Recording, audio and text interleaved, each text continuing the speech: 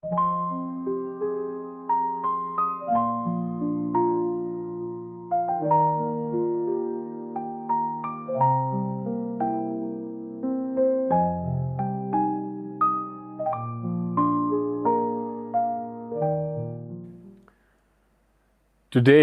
we meet here again. Thank you for joining us. It's a wonderful opportunity to just meet you in this space. And we don't take it for granted that you've joined us and that you're following our conversation. And we are receiving feedback that the conversations are making a difference. People are actually identifying with what we are speaking about. And if you have a story, just reach out to us on our social media channels and let us know what you want us to talk about, the kind of boss that you're working with and you feel like this is professional bad manners and it has to be confronted.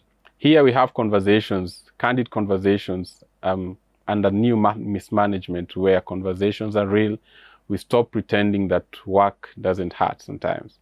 And today, on this episode, you're going to talk about the mirror master.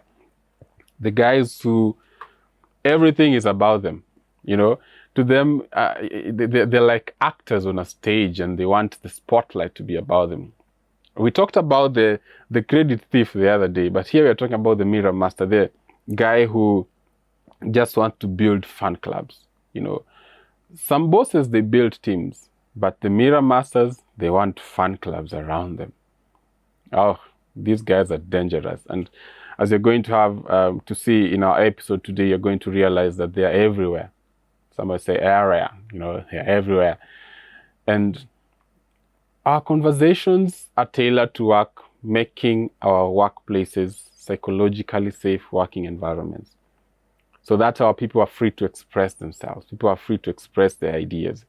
People have healthy mental states. You know, mental health is very important. And we always say in this episode, you spend much of your time at work. At least 8 hours a day you spend at work, and you spend under this person who is a supervisor, who is whatever level they are, CEO, general manager, senior officer, principal officers, and depending on how your organization looks like. So today we want to talk about the mirror master when everything is about them. This guy, you'll recognize this person because they are a chronic self-promoter. They turn every win, every idea, every conversation back to them. Somehow, everything ties to their personal brand. Let me tell you, so that you can see how you will know how you've met this person. I'll actually draw a parallel with people that we interact with. I ever started a story and telling the guy, so today I was driving, yesterday I was driving in the morning and it started raining. And when it was raining, a police officer stopped me. And before you say what the police officer said, this guy chimes in. I'll put it in Swahili. Wacha wewe. Mimi.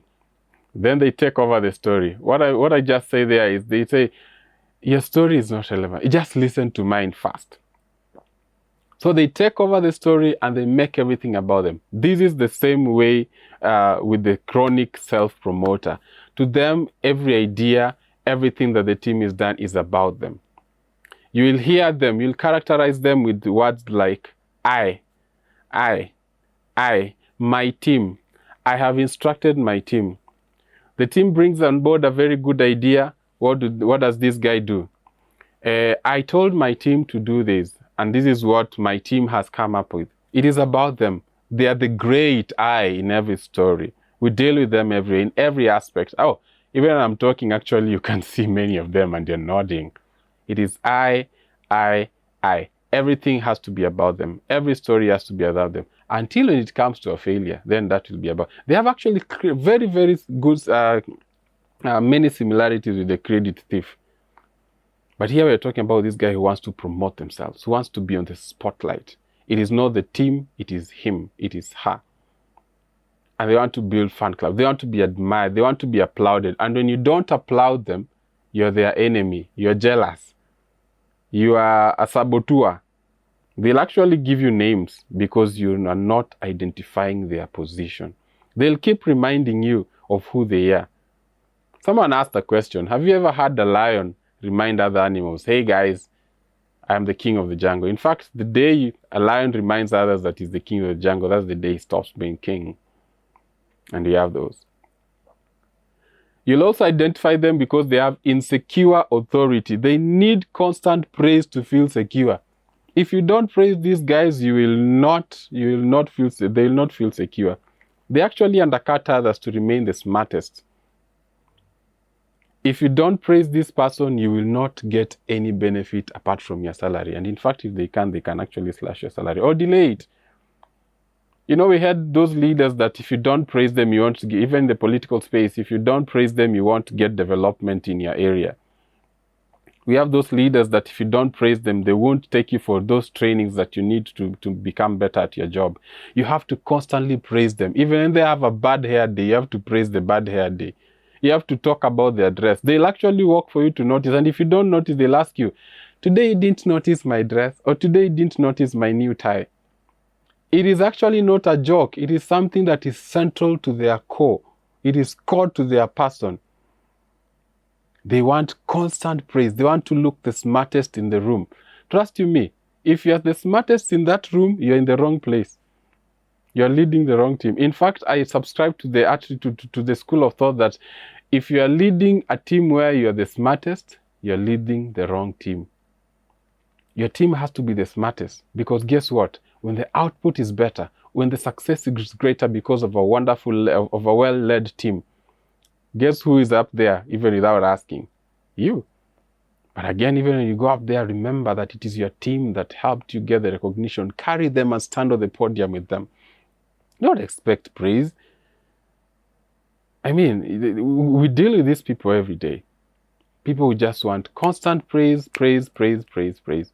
We are not going to sing your praises every day. I mean, we have other things. Some of us have wives and our spouses to serenade. I can't do it twice. Can't. They are feedback phobic. Constructive criticism is always seen as an attack to these guys. You can't give them feedback. To them, if you disagree, you're disloyal. If you push back on an idea that they are bringing, trust you me, you're not going to see the next opportunity. You're not going to see the next benefit. You'll actually be used as an example of some people in these organizations. They are always opposing every idea. You didn't oppose every idea. You actually pushed back to seek more clarity. Or you saw a fault in an idea that this person was presenting and you tried to speak about it. But you have been labeled as a disloyal person who is always there to sabotage. The mirror masters, they will hate you for this. They don't like feedback. I know you're actually looking inside and you're seeing this guy who doesn't like feedback, right? They're feedback phobic. They don't like that. So the mirror masters don't like feedback. You try to give them feedback. Actually, the only feedback they want is the feedback that makes them look great, is the feedback that praises them. But any feedback that is productive and positive criticism is actually seen as an attack. And trust you me, they will defend themselves and they will hurt you. It's sad to say, but that's actually how they behave. They cause damage. I mean, one of the biggest damages under the mirror masters is team invisibility. The team will never be seen. They want to run every aspect of the department of the organization and take credit for themselves. And trust you me, they burn out. They don't take leave because they want to be in control. Control to them is something that feeds into their ego and feeds into their own personal ambition.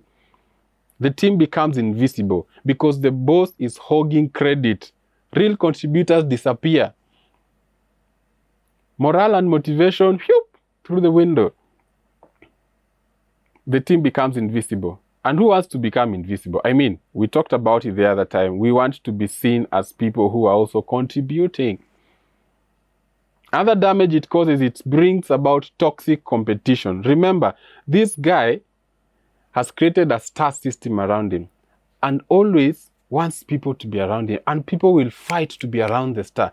Look at what happens when a celebrity shows up. Sometimes you go even to a concert with your girlfriend or boyfriend or whoever, and when the celebrity starts singing, your boyfriend or girlfriend or spouse, they go crazy about the celebrity than they've ever even appreciated you. And on your way home, you're actually talking about the celebrity more than even your partner or your spouse or your girlfriend. This brings toxic competition where success is not about performance. It's about staying in the good graces of this person. You just want to always be in the good graces of the boss. People will compete. People will sabotage each other. People will stab each other in the back to remain in favor with the star of the show. Remember, he's creating a fan base. And fan bases are dangerous. They can be a stampede in in an event where people are performing. This becomes a toxic trait. People might even kill each other to get the graces of the big guy. Decision-making bottlenecks. If the decision does not stoke and boost their ego, it does not move forward. Great ideas will die because they did not have the name of this guy. If this idea does not have the name of the big guy, it will not go anywhere. If this idea came from an insignificant person who is not a fan, who is always a critic, it is killed no matter how good the idea is. And the organization takes a hit. The organization fails to benefit. You actually rob the organization or the department or the unit the opportunity to benefit from great ideas that should have come if this Mirror Master did not take center stage. It's painful to hear it, but that's what's happening. So how do we survive? How do we survive under this guy? Keep a wins log. Privately track your contribution. When time comes to advocate for yourself, provide all the receipts, they say. Keep a track of your wins. Keep your wins log. If you made something, remember, we are dealing with the same guy as you're dealing with the thief of credit. This one, keep wins. Keep your wins. Keep your wins. Keep your wins. And when a promotion comes, bring the data, bring the receipts and say, hey, I've done this. You just can't sit back and wait for you to be taken care of. Another way to survive them is make sure that you speak their language. Frame your ideas to just align with them. Every time, every day. Frame your ideas in a way that they are memorable. And remember, this guy, I'll also just give you this. Don't try to outshine them. If you try to outshine them, they will beat you to it because they are the stars of the show. You remember one of the 48 laws of power? Never try to outshine the master. So don't try to outshine them. Don't try to go beyond what their successes are. And the last one, always make sure you stay out of their way. If they are moving, keep off. Just stay out of their way. Let them shine. Let them take the spotlight. Don't try and take. If you have criticism that you're giving, give it and step back. Don't stay in the way of an 18-wheeler. It will crash you to death.